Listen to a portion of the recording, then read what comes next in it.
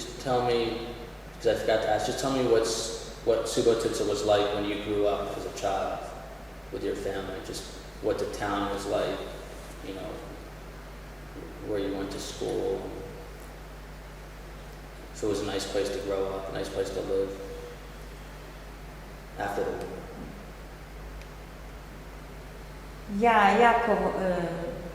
It's okay, it's okay. C'est comme ça. You see, this is my mother's language, okay. and when I think about Subotica, then It's okay. Just look at me. Subotica, c'est une très belle ville, et moi j'ai passé des années magnifiques là-bas comme enfant.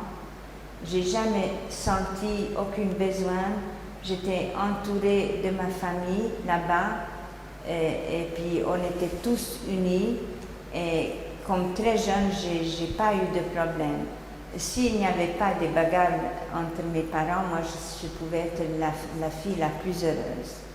Et Subotica, elle était une ville calme et chaleureuse, les gens ils étaient chaleureux, il y avait une rue principale où les jeunes ils se promenaient chaque soir régulièrement entre 7h et 10h du soir, et ma sœur Carmela elle aimait aller à Corzo de se promener, et moi et ma cousine on avait 9-10 ans, ma sœur elle avait 18 ans et nous avions 9-10 ans, on a suivi Carmela à ses promenades à Corzo comme si on était grande comme elle, mais c'était très très sympathique, très chaleureuse et très dynamique. Wow, good. Okay, we're going to just go through.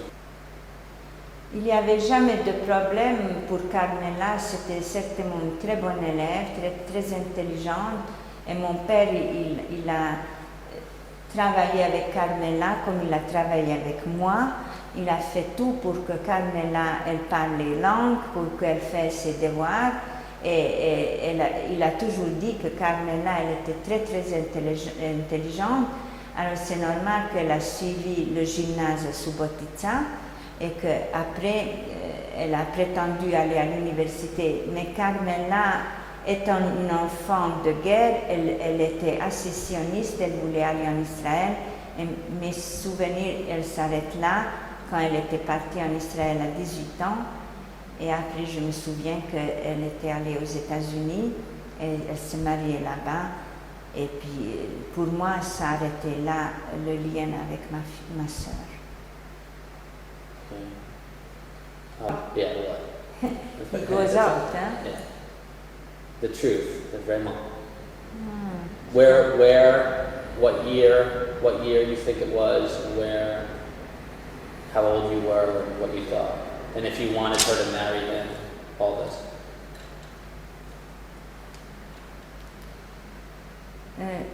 J'ai deux souvenirs pour rencontrer Roy. La première fois, il me semble que j'ai vu Roy en Suisse quand je suis venue là, j'étais assez jeune, et Roy et Carmela étaient jeunes, et on était chez mon oncle Georges Wagner, et là-bas j'ai trouvé Roy un garçon très bien, très sympathique, très communicatif. Il avait des cheveux noirs, il était beau, il était mince, il était grand. Et après un autre souvenir de Roy, quand je suis allée chez ma sœur en Israël, c'était la première fois, je pense, que j'étais en Israël, alors j'ai vu que Roy il travaillait énormément. Je ne les ai pas vus seulement le soir qu'il rentrait. Alors il a travaillé énormément. C'est les deux souvenirs de Roy. Et je pense qu'il a dû beaucoup travailler et qu'il a beaucoup aimé à Carmela. Okay. You might have answered this, I might have missed it. Just tell me what you thought of Carmela, what you think of Carmela as a sister, how she is as a sister. C'est assez difficile de dire ce que je ressens vers Carmela et qu'est-ce que je pense de ma sœur, parce que c'est ce que je ressens maintenant, c'est pas la même chose que j'ai ressenti avant. Je pense que Carmela, elle a dû un petit peu détacher d'elle-même à cause de la vie qu'elle a dû mener à partir de l'âge de 18 ans. Alors, elle se lançait dans une vie peut-être sans s'arrêter, sans se poser des questions pour demander quels sont ses vrais besoins, qu'est-ce qu'elle aimerait faire, comment elle voudrait vivre. Elle n'avait pas eu le temps peut-être pour elle-même. Est-ce que parce qu'elle a dû gagner sa vie ou parce qu'elle n'avait pas une mère qui l'a soutenue, qu'elle n'avait pas un père non plus qui était à côté d'elle longtemps, où elle se sentait très jeune responsable de prendre sa vie dans la main. Et je pense que ma sœur, elle ne s'est jamais plaignée et elle n'a jamais rien partagé avec moi. Alors moi, je vois ma sœur comme quelqu'un que j'admire beaucoup, que j'aime beaucoup, mais d'autre part, je pense qu'elle n'a pas pu vivre pleinement ce qu'elle a voulu vivre parce qu'elle était traumatisée probablement de son enfance et de la guerre. Do you A little bit trouble for the Lord. do you good? Well, I've got the cables in. Do you remember when Carmela had Arden? When she gave birth to Arden? But When she had Arden as a baby? Arden, my sister. Arden, How she was happy, or if not, no, you're too young. no, it wasn't. I was not so young. Ok, je vais parler.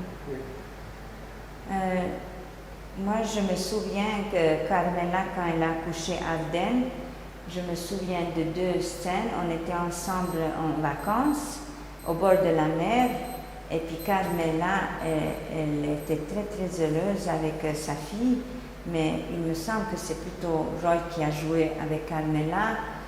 Carmela, elle me semblait toujours et tout le temps quelqu'un de très responsable, très engagé pour faire des choses, mais elle s'est peut-être pas assez arrêtée à exprimer ses sentiments vers sa petite fille qui était adorable et très jolie.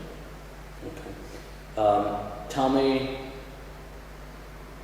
what you know about when Carmela's had a sick child and he died, and how Carmela handled that, and maybe how she handled it, and also with the war, what she went through.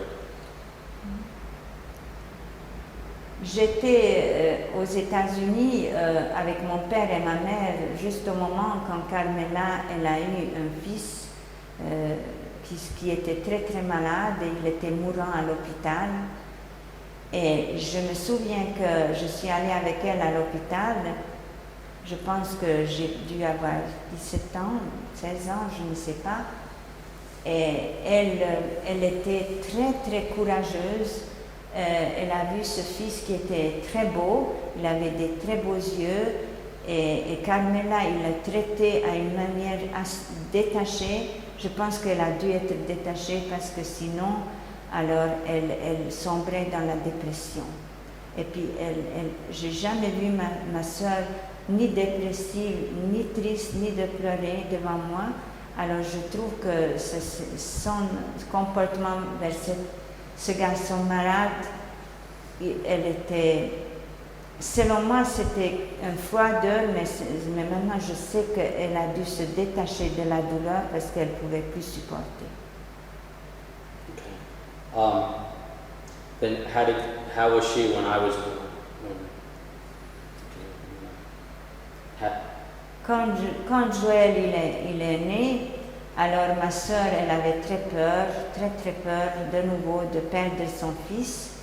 Et elle m'a dit que elle Hold on, I'm sorry. When start again, and just how she felt about me being born. Okay. Moi, j'étais aux États-Unis quand Joël il est né et j'ai eu le sentiment qu'il t'a beaucoup aimé. Elle était très heureuse d'avoir un fils. Mais d'autre part, elle avait tellement peur de nouveau de t'aimer parce qu'elle a dit qu'il faut attendre 6 à 8 mois pour être sûr que tu es sain et qu'il ne va pas te perdre comme elle a perdu son premier fils. Alors j'ai le sentiment qu'elle se privait d'exprimer son amour, elle se privait de nouveau, elle a dû se freiner et de nouveau elle a dû être détachée. When I was afraid For the horse? for a ride, and I was afraid. Montagne russe, ça s'appelle. It's a roller coaster. Montagne russe. And I held on, and she grabbed me and put me in. And Carmela does this with me a lot. She's very tough. How do you say it? Tough. Yeah. She's never wants me to be afraid. Always wants me to do things. Can you tell me what you think of that? I understand. And the war and how maybe. But I can respond you a little bit. Wait a little bit, but it's very interesting what you say me now. Okay. Français. Attends, voir. But the question, you understand, I want to respond something to you. What is my opinion for this? That's okay. I can... About... Oui.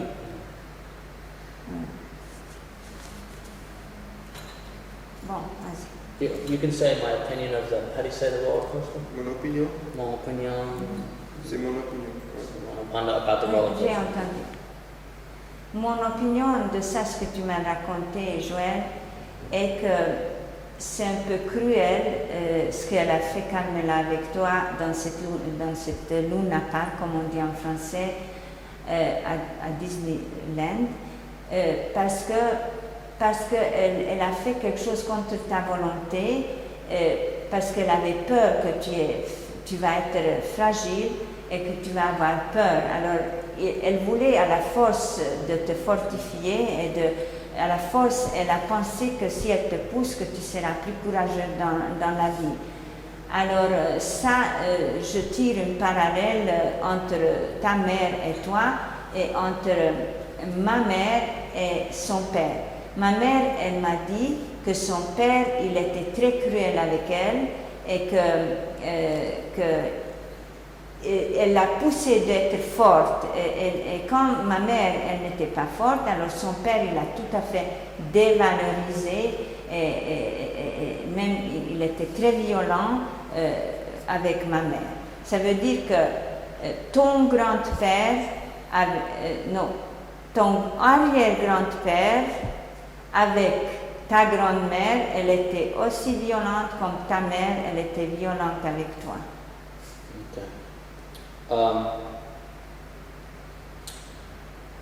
As tough as Carmela is, everyone that they trust in her. Moi, je pense que Carmela, elle est super bien dans la société et elle est une très bonne social worker. Elle a une grande écoute.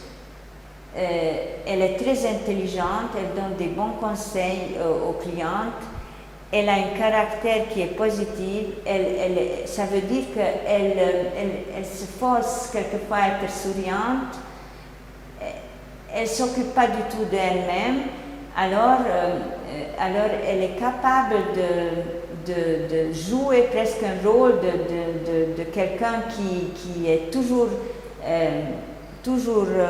disponible et c'est pour ça que les gens l'aiment parce qu'elle vit éventuellement la vie des autres en minimisant sa propre vie. Alors je pense que les social workers, les psychiatres doivent à une certaine manière abandonner un petit peu leur personnalité et leurs besoins pour pouvoir écouter et aider les autres à une manière détachée.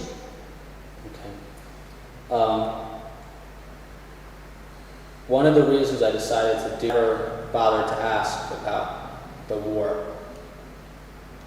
Why do you think? That I never really knew any of these answers. of Carmela? of Carmela. From this film? From this film made me want to ask questions. But why do you think I never really bothered? It's such a big part of my mother's life. You never really had Ask. the courage to ask. Yeah, how come? You never. You Il never- n'a jamais eu le courage de demander les questions qu'il demande maintenant. Pourquoi? Après avoir vu le film de Rita. Pourquoi? Why do you think this? Maintenant, quand il a vu ce film La vie est belle, il a le courage de demander, et pas avant. Yeah.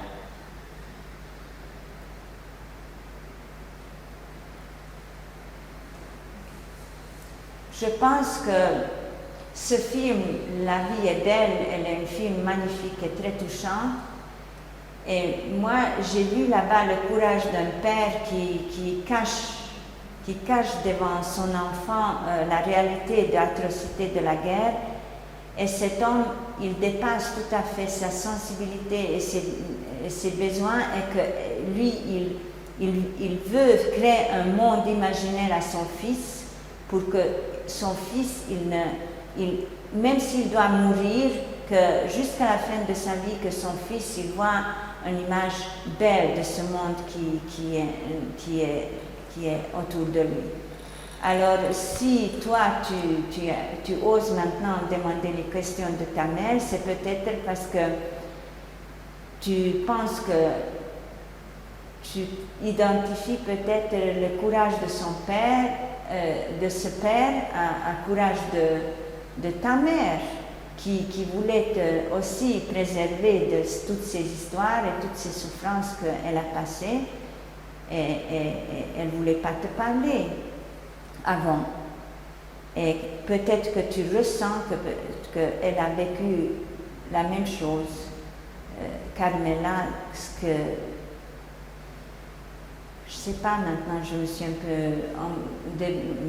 je ne sais pas qu'est-ce que je voulais dire, mais c'est peut-être aussi à cause de ça, mais peut-être aussi parce que tu penses, toi, que ce petit garçon qui a vécu ça, que ça peut être ta mère qui a vécu la même chose. Son, to protect his son. The father protects his son. So you think that Carmela protect you? Mm-hmm. I said so. Okay. It's okay? Yeah, this is good. This is good. Very good. I think that's right. Bon, Tell me what. just last, I will. Tell me how you think the war changed Carmela.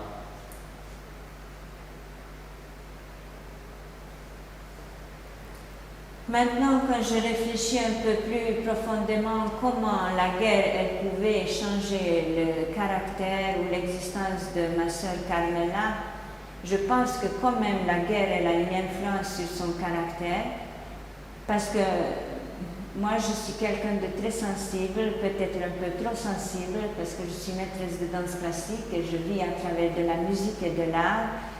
Et moi je trouve ma sœur un petit peu rigide, un petit peu froide, un petit peu détachée des choses qui concernent des choses profondes, des choses qui touchent l'âme et qui touchent la souffrance et qui touchent le bonheur aussi, parce que les gens qui ne veulent pas accepter la souffrance et entrent dans la souffrance, ils ne peuvent pas non plus connaître le bonheur extrême. Ça c'est peut-être une théorie, mais moi je ressens que c'est la vérité.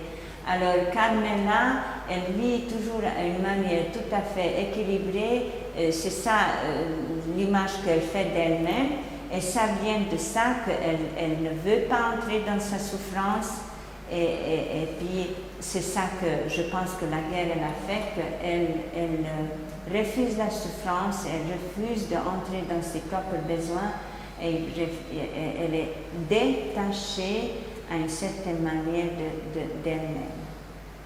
Okay. Of how do you say angst, anxiety, a lot of you have to make a lot of decisions in life about what to do, where to live, money, and all these things. When you're not, during the Holocaust, it was very difficult also, but you had to be very you have to make decisions, very firm. Tell me what you think about my generation and Sylvia's generation, and is it easier or harder? And you can say who Sylvia is. Je me trouve entre deux générations, la génération de mes parents qui ont vécu l'Holocauste et entre la génération de ma fille qui a maintenant 25 ans. Je peux dire, j'ai un vague sentiment que c'est juste ma génération, entre ces deux générations, qui avait la vie belle, plus belle que la génération d'aujourd'hui, parce que même si on est des enfants de rescapés, on a vécu une période dynamique quand les pays détruits elles ont dû être reconstruits. Et il y avait un certain dynamisme, un certain optimisme. Et mes parents, à moi, ils m'ont jamais voulu que je ressente les malheurs qu'ils ont ressentis eux. Alors ils m'ont donné tout ce qu'ils pouvaient, aussi bien ma mère que mon père. J'ai manqué de rien du tout matériellement et j'ai eu le temps de faire ce que j'aimais. Ça veut dire que j'ai pu me consacrer à mon art et à ma danse, et je peux dire que je suis une femme heureuse concernant mon métier, et je remercie mes parents de me donner cette possibilité. D'autre part, la génération de Joël et de Sylvia, ils vivent une vie très très dynamique, trop dynamique, qu'elle doit aller avec l'avancement du monde. Il doit tenir le coup avec tous les avancements techniques, aussi bien de computer ou de télécommunications. Ils vivent toute une autre vie que moi j'ai vécue, et eux, ils doivent tenir le coup avec la concurrence et avec beaucoup d'exigences. Et ça c'est déjà démesuré. L'être humain, certainement, elle a des limites. Et je pense que c'est très dur pour Joël, pour toi, Joël, c'est très dur. Et aussi, c'est dur pour Sylvia de tenir une place dans ce monde d'aujourd'hui. Alors vous, selon moi, vous avez besoin aussi beaucoup de courage, et encore plus de courage que nous après la guerre. Okay. Tell me what the most... Pour moi, c'est très difficile de dire ce que j'ai appris de Holocauste.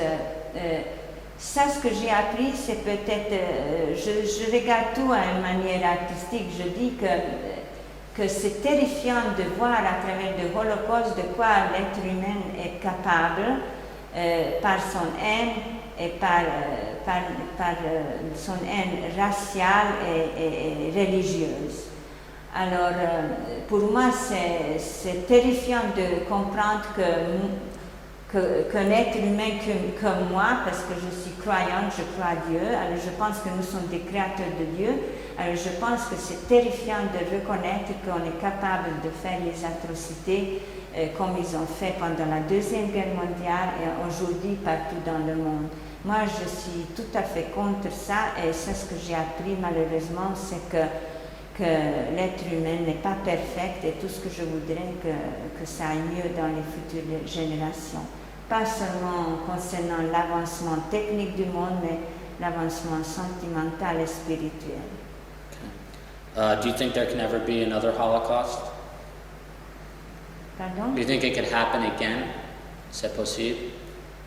C'est possible tout le temps, c'est possible d'avoir un autre Holocauste, et je pense qu'autour de nous, dans le monde d'aujourd'hui, il y a partout de Holocauste, parce que non pas la même chose Holocauste comme c'était à la Deuxième Guerre mondiale, qu'on met les gens dans un crématoire et les gazer, mais il y a des holocausts avec les Kurdes, avec les Albanais, avec les musulmans. Il y a tout le temps en Algérie, il y a tout le temps des massacres de toute une population. Si ça ne nous plaît pas, alors on décide de les massacrer.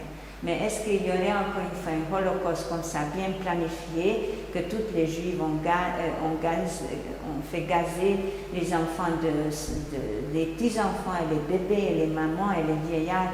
Ça, j'espère beaucoup qu'il n'y aurait pas. Okay. Three abstract questions, very quick. what is happiness? Qui est how do you say it? Qui est happy? Bonheur. Yeah, what is Qu'est-ce que c'est this? le bonheur? What is it?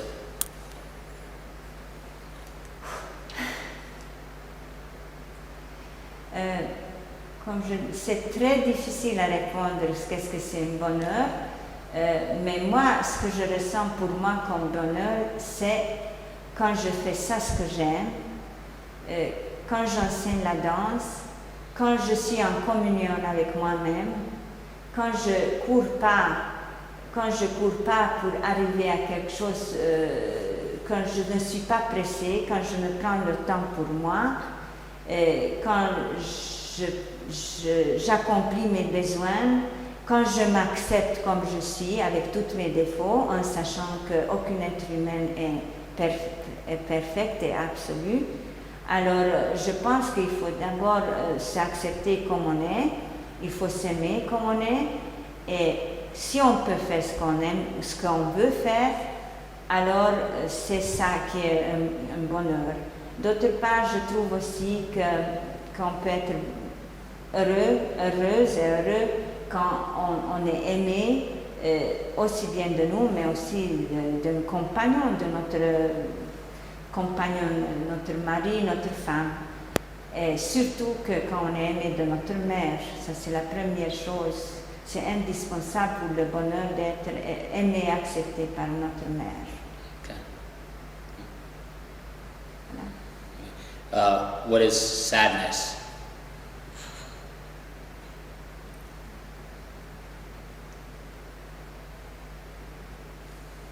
Je suis contente quand je suis triste parce que je sais que la tristesse, elle est à cause de quelque chose et que ça va passer. Ça va passer la tristesse, mais plutôt être apathique et déprimé, c'est ça qui me fait peur. Parce qu'on ne sait pas de quoi ça vient d'une malaise de la vie. Alors ça, on ne peut pas tout changer parce qu'il y a beaucoup trop d'éléments qu'il faudrait changer pour ne pas être triste et déprimé. Et la tristesse, est quand on peut rien changer, quand on ne voit plus le futur et quand on n'a plus des projets. Disons, pour moi, la tristesse n'est pas grave, c'est la dépression et l'apathique. Quand on est apathique, c'est ça qui compte. Et quand on ne peut rien faire. Moi, je me souviens de ma tristesse quand j'étais enfant et quand j'ai vu mes parents bagarrer l'une avec l'autre. Alors ça, c'était pour moi une très grande peur et tristesse. Okay. Very last question. There we go. Okay, that's okay. You just looked this way. But last question. This is sort of stupid, but is it more important to do something you don't like and make lots of money, or do something that you enjoy in life? Quel est le plus important? Je pense que le plus important est faire ça, ce que tu aimes faire.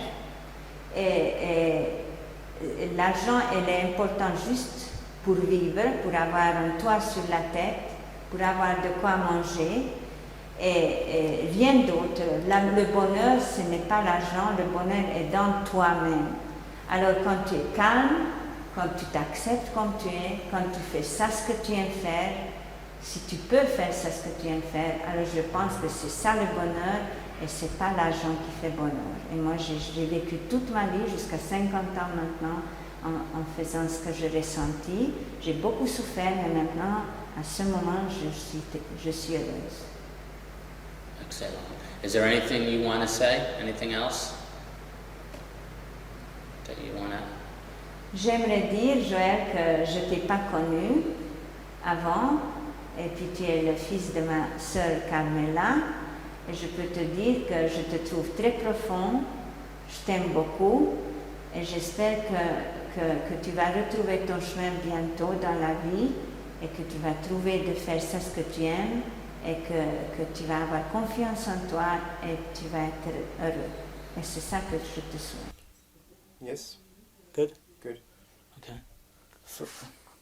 In his own words, Yeah. have him tell me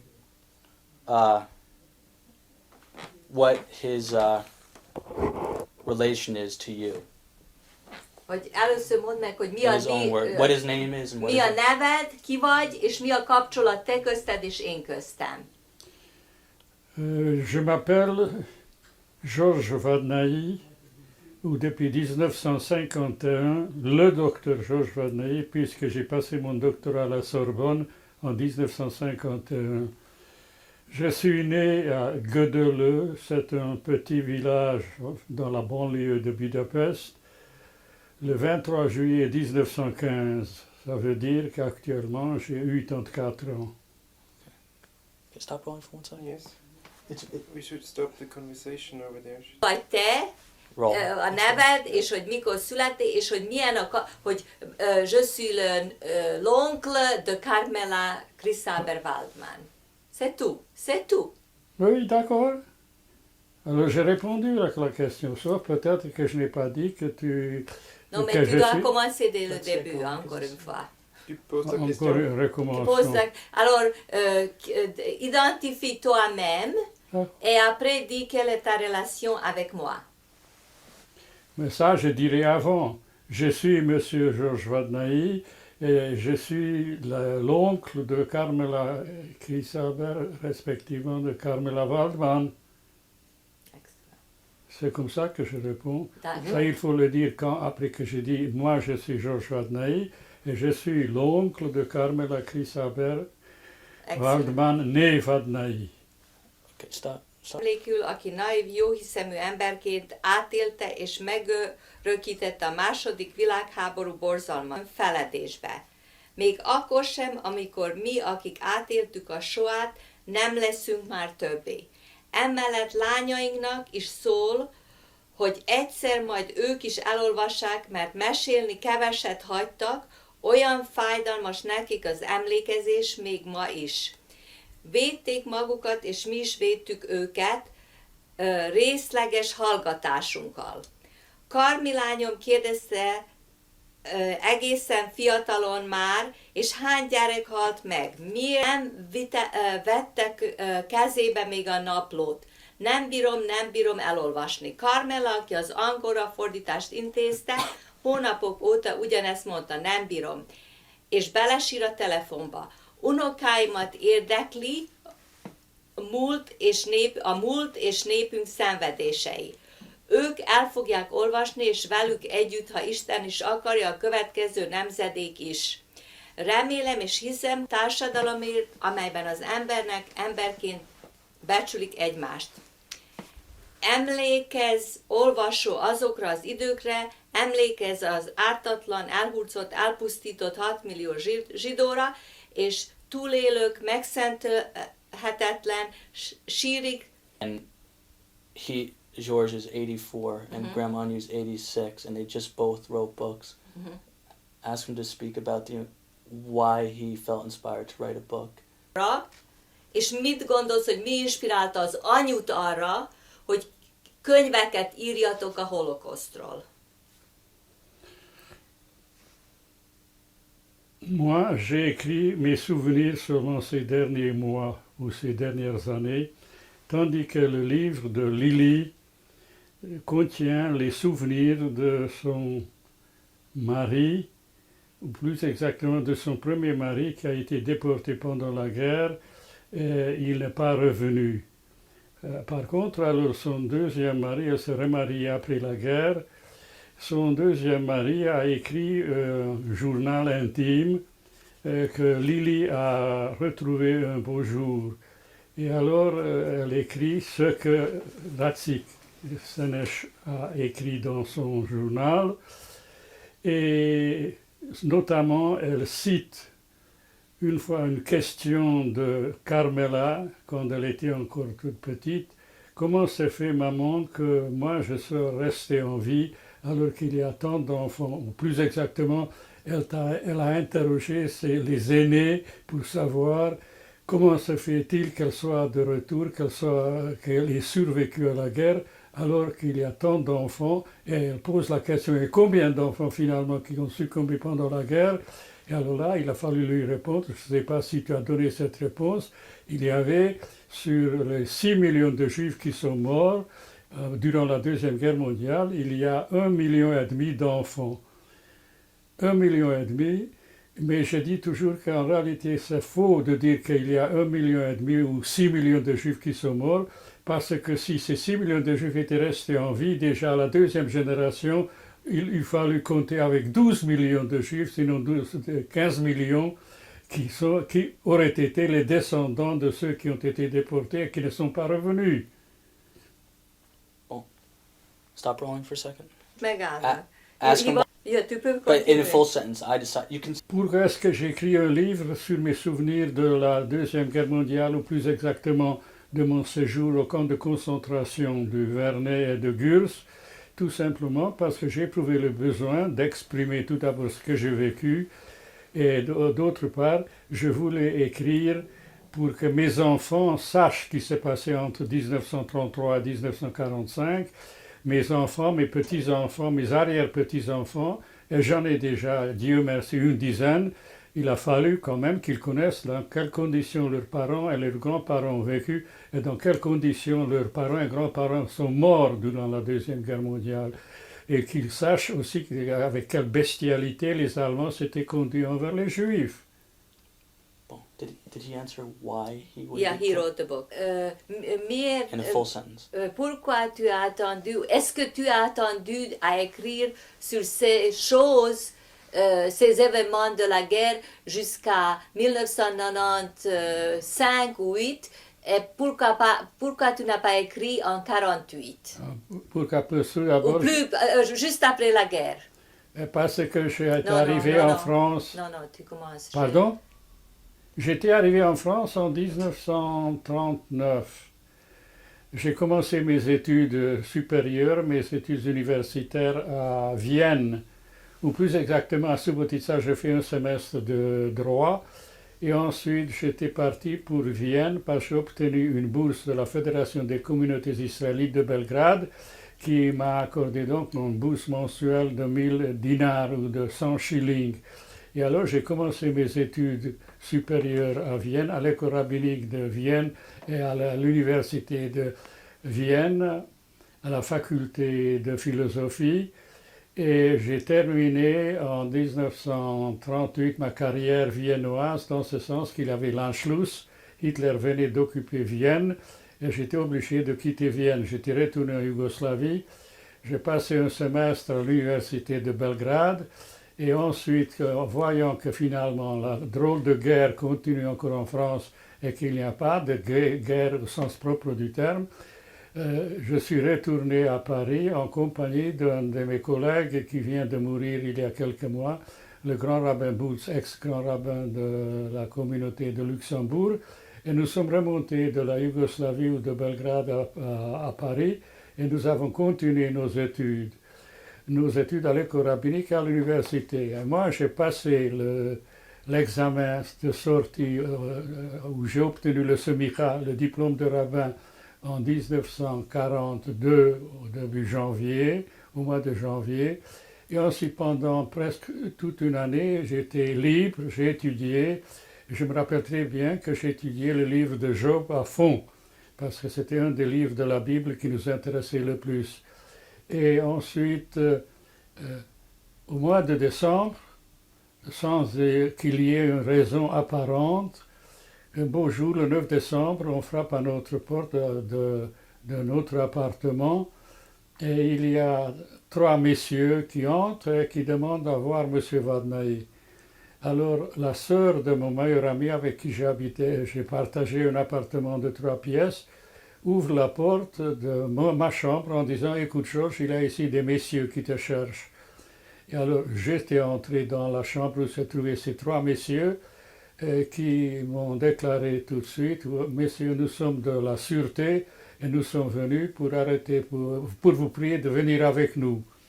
Alors je leur ai demandé de me donner quelques minutes pour pouvoir me changer parce que j'avais un beau costume sur moi. En réalité, j'ai demandé cette autorisation de passer dans une autre chambre pour pouvoir me changer et surtout enlever les faux tickets de pain et des fautes d'alimentation en général. Et pendant que je m'étais trouvé donc dans cette chambre, ces trois types m'attendaient et j'ai pu me débarrasser des fausses cartes d'identité, des fausses cartes de pain et tout ce qu'il y avait de faux sur moi. Et j'ai pu les cacher sous le marbre du chauffage de la chambre.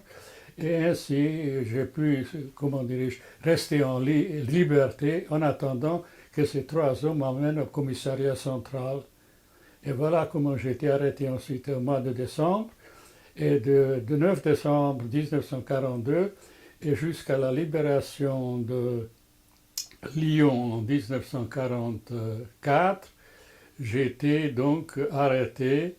J'étais arrêté à la prison de Clermont-Ferrand, par la suite à la prison de Tarbes, parce que lors d'un transfert des détenus de la prison, du camp de concentration de Gurs au camp de concentration du Vernet, j'ai sauté du train en marche avec un copain qui s'appelait Rubinstein, un juif d'Anvers, et ensuite nous avons pas vagabondé, mais nous avons cherché l'appartement d'une copine à Anne-Laure, et qui nous a très bien reçus un jour, mais hélas le lendemain nous avons été arrêtés de nouveau, aussi bien Rubinstein que moi, et envoyés à la prison de Tarbes en attendant d'être jugés et être condamnés à 1 mois de prison pour traversée clandestine de la frontière franco-belge et pour évasion d'une compagnie de déportés, enfin, de juifs détenus qui étaient en train de se faire envoyer au camp du Vernet. Okay, bon, stop rolling for 1 second. Akkor Answer ez song. nagyon interessant, ez nagyon jó volt itt. Mostan azt kell tudni, hogy miért vártál eddig, hogy megírd ezt Ah, a oui. könyvet? Tu m'as demandé pourquoi j'ai attendu si longtemps. Tout d'abord parce que j'étais arrivé en France en 1939-1940 et je parlais pas un seul mot de français ou très peu. Qu'est-ce que j'ai appris au lycée et c'était insuffisant. Donc je n'ai même pas pensé à ça. Deuxièmement, tout de suite après la guerre, les gens ne voulaient pas se rappeler de toutes les souffrances ou toutes les épreuves parce que finalement, les chrétiens aussi, disons, en zone libre en France, ont souffert également de la famine. Ils n'avaient pas assez à manger. Et ils ont souffert autant que nous autres juifs. Et alors, on n'aimait pas parler tout de suite après la guerre parce qu'il y avait toute la bagarre politique et diplomatique entre les partisans de Pétain et les partisans de De Gaulle. Il y a l'inimitié entre les partisans de Gaulle et de Pétain. L'inimitié était aussi forte, je ne sais pas, en 1945-46 que durant la guerre. Et alors, d'une part, donc, je ne parlais pas du tout le français. Deuxièmement, on n'y pensait pas, c'est-à-dire on était tellement contents et heureux qu'on a survécu. Finalement, on s'est mariés, je n'étais pas seul à me marier au lendemain de la guerre. Et alors, on n'aimait pas évoquer encore et toujours, d'un côté et de l'autre côté, pendant des mois et des mois, les Juifs et les Juifs attendaient le retour de leurs conjoints de la captivité. C'est-à-dire, pour ne citer qu'un exemple, à Subotica, il y a les femmes et les jeunes filles et les enfants qui sortaient là pour s'arrêter ou pour attendre là où aboutissaient les grandes routes qui venaient de Sombor et de Szeged et de Budapest. Et on attendait encore toujours que finalement les déportés reviendront. À ce moment-là, en 1944, 45, 46, on ne parlait pas encore des camps de concentration, on ne voulait pas le croire. Personne n'a cru qu'il existait des camps où on brûlait les Juifs. Et alors on n'en parlait pas. Et alors moi, j'ai commencé à y penser quand, il y a de ça déjà presque 10 ans. C'est-à-dire que quand j'ai pris ma retraite, j'étais en Israël, à Eilat, et soudainement l'idée m'était venue d'écrire tous mes souvenirs pour mes enfants et petits-enfants. Je n'ai absolument pas pensé à publier le bouquin. Mais ensuite, j'ai écrit, je ne sais pas, pendant quelques mois, ensuite j'ai laissé tomber pendant quelques mois, et finalement, après beaucoup d'interruptions, parce qu'en cours de route, je suis tombé aussi malade, Alors, en cours de route, l'idée m'était venue que je veux quand même écrire. Et c'est comme ça que j'ai commencé il y a déjà peut-être 7 ans. Ensuite, j'ai écrit pendant un mois, ou je ne sais pas, quelques semaines. Et ensuite, j'ai mis de côté et j'ai complètement oublié l'histoire.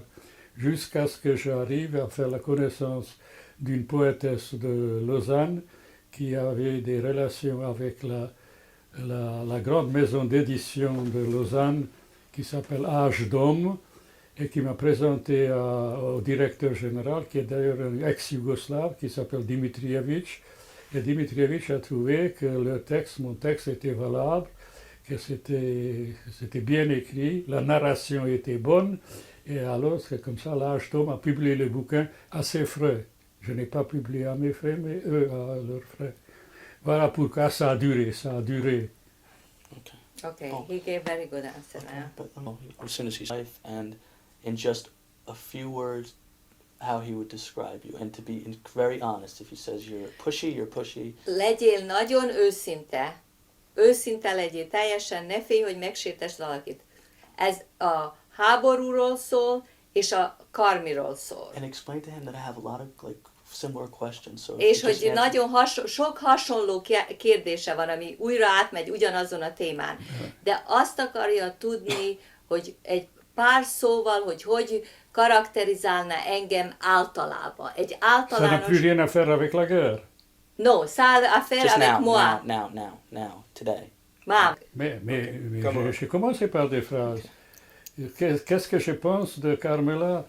Étant donné qu'elle est ma nièce, je ne peux penser que des bonnes choses. C'est-à-dire que c'est une femme, après avoir été une petite fille et une jeune fille très intelligente, elle est restée aussi, qui a un bon bagou, qui parle bien, qui réfléchit bien et qui est assez autoritaire pour diriger sa famille comme il faut. Alors, qu'est-ce que je peux dire de ma propre nièce? Seulement des bonnes choses, des choses positives, parce que par la force des choses, les choses positives, elle l'a hérité de moi et de mon père. Les choses négatives, ça, je ne sais pas où est-ce qu'elle l'a rattrapé en cours de route. Bon. You can stop rolling for a sec. Did you understand? Ronnie? Yeah, rolling.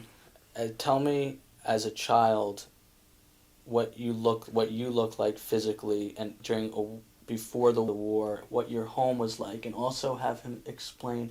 First of all, before the war broke out, have him tell me where he was and whether he was.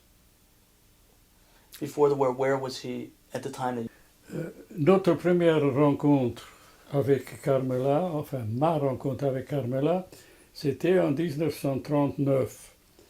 Le jour de la déclaration de la Deuxième Guerre mondiale, l'ambassade yougoslave et le consulat yougoslave ont décidé de renvoyer en Yougoslavie tous les citoyens yougoslaves qui vivent en France ou en Occident. Et c'est ainsi que j'ai été rapatrié en compagnie d'un camarade yougoslave qui s'appelle Miloš Stevanov.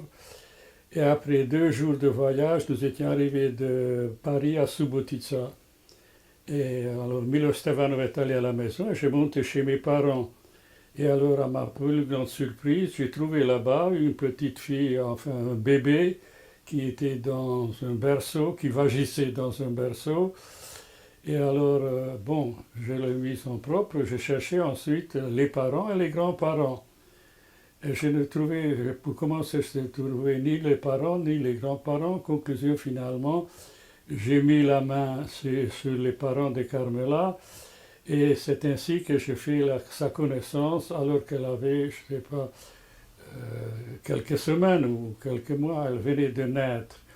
Et à partir de ce moment-là, et jusqu'à la déportation de mon père, au fond, toute la correspondance de mon père avec moi-même était une sorte d'hommage que mon père a rendu à Carmela, qui était le bébé le plus formidable, qui était par la suite la petite fille la plus formidable, qui était le soleil de la famille.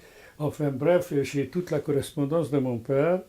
Et alors toutes les lettres sont remplies d'éloges à titre de Carmela, pour Carmela. Et alors ensuite, bien entendu, je ne l'ai pas vue Carmela pendant des décennies, pendant je ne sais pas combien d'années. jusqu'au lendemain de la Deuxième Guerre. Et à ce moment-là, elle est partie en Israël, elle était allée en Israël, je ne sais pas d'ailleurs comment, si elle était envoyée comme boursière du gouvernement yougoslave ou de la communauté israélite de Subotica. Toujours est-il que je ne l'ai pas vue jusqu'à, peut-être une fois, mais jusqu'à son bac. Et quand elle avait passé son bachot, eh bien, elle est venue à Lausanne, elle a commencé ses études. Elle a habité d'abord chez nous, à Lausanne. Par la suite, elle a trouvé, et surtout sa mère, Lili Vera, a trouvé que c'était inouï, c'était inconcevable, qu'on permette qu'elle voyage tous les jours pour aller et retour à Genève. À leur conclusion, nous lui avons rendu possible de prendre une chambre, enfin de louer une chambre à Genève. Et c'est ainsi que c'est là-bas qu'elle a fait ses études. C'est là-bas qu'elle a eu le plaisir de faire la connaissance de son mari qui s'appelle M. Roy. Et c'est là-bas qu'elle a eu le plaisir de faire la connaissance aussi de Ruud Dreyfus, la présidente de la Confédération helvétique à l'heure actuelle. Bref, le destin a conduit, ou le Seigneur, ou le bon Dieu a conduit ses pas jusqu'à Genève. Et c'est à Genève qu'elle a trouvé ensuite le bonheur aux côtés de Roy et de ses deux gosses, un fils qui est assis maintenant en face de moi, et d'une fille qui est quelque part en Amérique, je crois. Okay. Bon. Mom, I don't know if you want to tell him that. Kisgyerek voltam. Mikor 2 éves, 3 éves, 4 éves, amit hallottál And his másoktól, answer, he should say that he got the information from his father. hogy mondd meg, hogy kitől hallottad, de hogy mit írtak rólam, hogy nagyszájú voltam, csöndes voltam, Je n'ai parlé de toi, ou on a parlé de toi, principalement qu'au sein de la famille. Par contre, je me souviens, une fois nous étions en Yougoslavie avec Anne-Laure, ma femme, et nous nous sommes promenés à Palić, et tu y étais aussi, et alors un juif qui était avec moi au lycée, qui s'appelle Lani, ne tarissait pas d'éloges en ce qui concerne Carmela, en ce qui concerne Bögi, Elisabeth. Donc ce ne sont pas seulement les membres de la famille, et notamment ton grand-père, donc grand-père Vadnai, qui était vraiment aux anges quand il parlait de toi, mais enfin tous ceux qui t'ont connu ont délivré toujours un certificat terriblement, enfin très très positif, dans ce sens que tout le monde t'a considéré comme une jeune fille intelligente, bien élevée, belle, enfin, bref, tu avais toutes les qualités. Is there one story from your childhood that he remembers? És ahogy éltünk, ameddig nem vittek el mindenkit, Suboticán.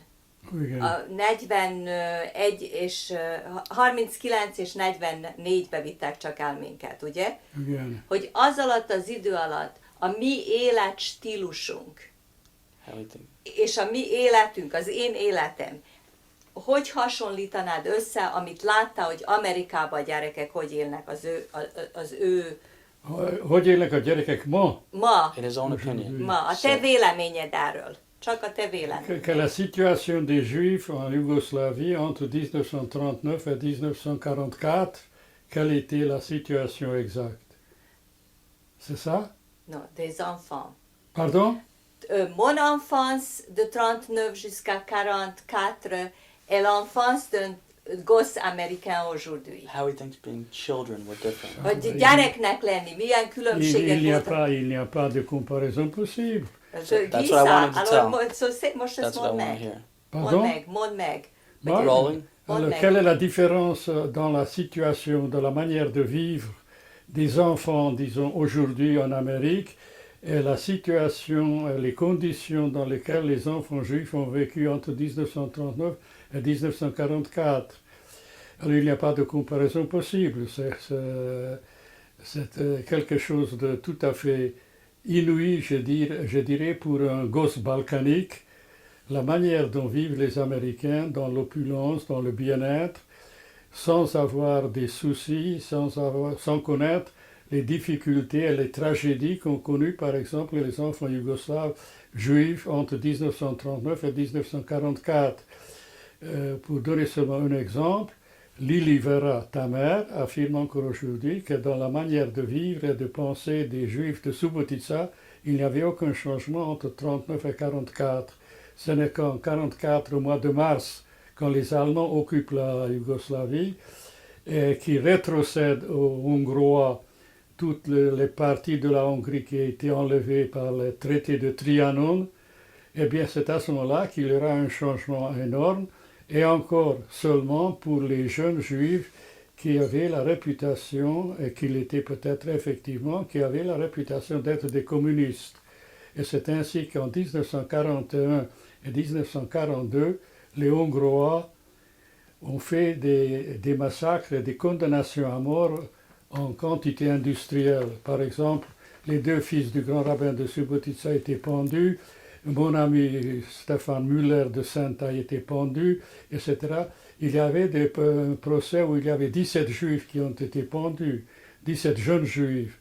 Et cette déportation et les assassinats des juifs, les condamnations à mort, comme par exemple, tu as certainement entendu l'histoire de Novi Sad, où les Hongrois ont ramassé 6000 juifs et 6000 serbes, et ils les ont fusillés sur un pont sur Danube, pour qu'ils tombent tout de suite dans l'eau, qu'il n'y ait pas de difficultés d'enterrement. Alors donc, en 1944, il y aura un changement radical, vraiment radical, et encore une fois, tous les jeunes juifs qui étaient accusés, justement parfois, mais toujours injustement, mais dans la plupart des cas injustement, les jeunes juifs ont été régulièrement massacrés, enfin déportés, tués.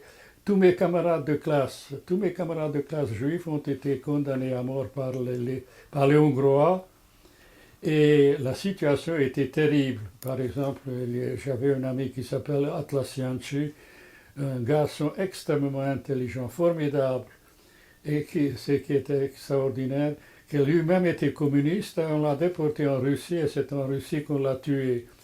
Un autre de mes camarades, Ivan Lebre, il est allé comme engagé volontaire se battre en Espagne pendant la guerre civile, et ensuite on les a rapatriés, plus exactement on les a internés en France au moment de la défaite des républicains espagnols, et Ivan Leble, qui s'est battu alors pour le communisme, quand il était rapatrié à Subotica, ce sont les Russes qui l'ont arrêté, ensuite déporté et tué. Donc la situation était absolument infernale, absolument infernale. J'ai reçu un bouquin, La politique des Allemands dans les Balkans ou en Yougoslavie, le nombre incalculable de gens qui ont été tués, non seulement en Hongrie, mais aussi en Croatie, surtout en Croatie, les Tchétniks, les Serbes, les Croates, Oustachis, etc. Bref, les Juifs étaient massacrés de tous les côtés, dans tous les pays dans les Balkans. Bon, we need to switch tape, right? We should switch tape now because his answers are long.